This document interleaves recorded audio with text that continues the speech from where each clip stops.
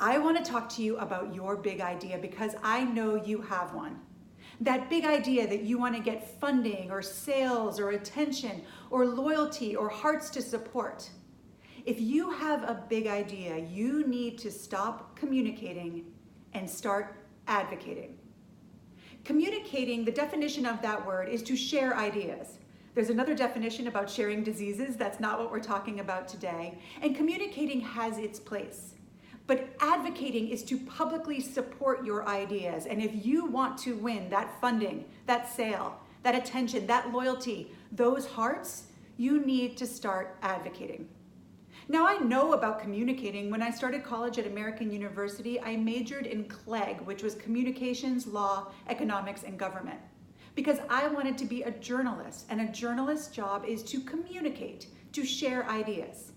Then I changed my major to psychology, again, because I wanted to communicate with my clients, to share ideas and to hopefully help them have a healthier, happier life.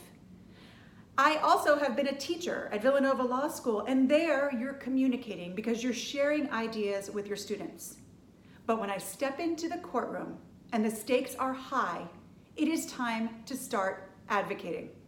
We advocate to win.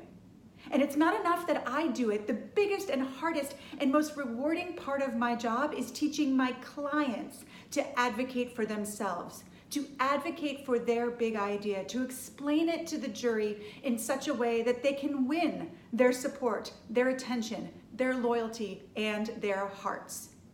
Communicating is telling a story. Advocating is using your body language and your tone of voice and the precise words that are most going to help you get to a win. Advocating is asking questions to learn but also to challenge. Advocating is standing up and standing behind your big idea so that you can win what you need for that big idea to flourish. Now, the best thing about being a good advocate is that ultimately, if you do it really well, you turn the people around you into advocates as well. I turn my clients into advocates by teaching them these skills, and then they turn jurors into advocates for them.